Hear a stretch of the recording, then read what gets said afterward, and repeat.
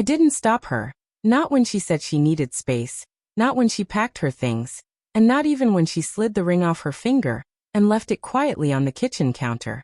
I just stood there, silent and still, letting her go. By then, I had learned something hard and bitter. You don't fight for someone who doesn't want to stay.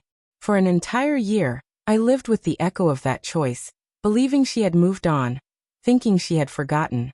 But then one day, she showed up at my door, holding that very same ring she had once returned, tears glistening in her eyes, her voice barely a whisper. And for the first time in a long while, I didn't know whether to open that door or close it forever. Her name was Emma. She wasn't my first love, but I believed she would be my last. Our story wasn't the stuff of movies.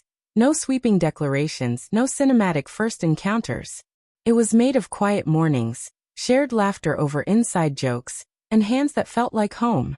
When I asked her to marry me, she said yes, and I believed she meant it.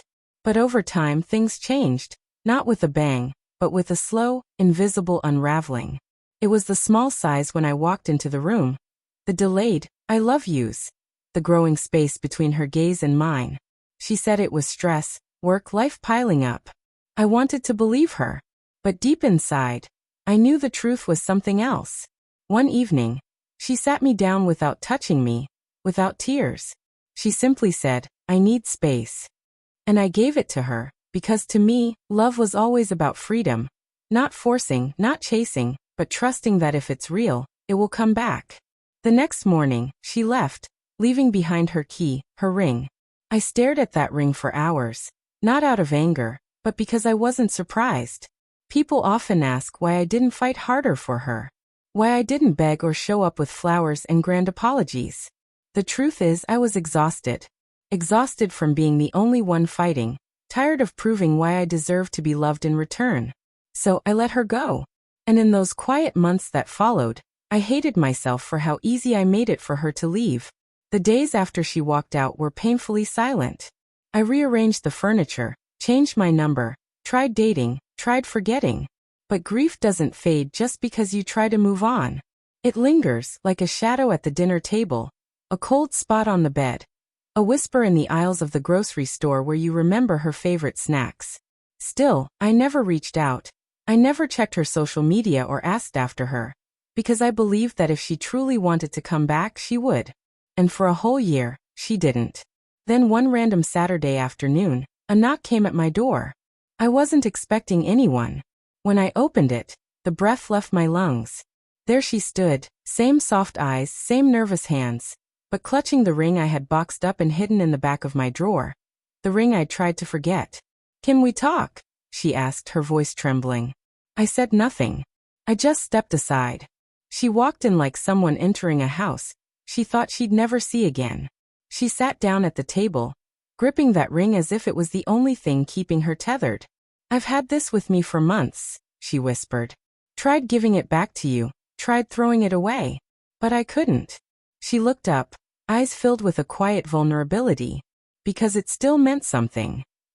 I stayed silent. When I left, I thought I was doing the right thing, she said softly. I thought I needed to find myself. But all I found was how much I lost when I walked away from you. Her eyes welled up. I waited for you to come find me, to fight for us. And when you didn't, I thought maybe you never really loved me. That struck me hard. After a moment, I finally spoke, voice steady but gentle. What was I supposed to fight for? She nodded slowly, tears spilling down her cheeks. I know. I expected you to do what I wasn't willing to do myself. We sat in silence, the weight of our past hanging between us. Then, she placed the ring on the table, right between us.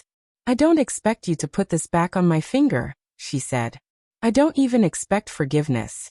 I just needed you to know. I see it now. I see you. She stood to leave, and for a fleeting moment, I felt it all again. The love, the ache, the pain of unfinished chapters. Emma. I called softly just before she reached the door. She turned, eyes already shimmering with tears. I didn't fight because I was waiting, I said. Waiting for you to choose me when it really mattered. She stepped forward, eyes searching mine. We didn't hug. We didn't fall into some perfect, fairy tale reunion. But I walked her to the door, and as she turned to leave, she paused. "If there's ever a chance for us again," she said, voice steady, "I'll be ready. I won't run this time." And then she was gone. To anyone who's ever let someone walk away without a fight, know this. It doesn't mean you didn't love them. It means you finally started loving yourself enough to stop chasing someone who wasn't ready to stay. And if they ever come back, with tears, with truth, with everything they once took for granted, listen. But don't forget how long you waited to be heard. Because love doesn't always mean holding on.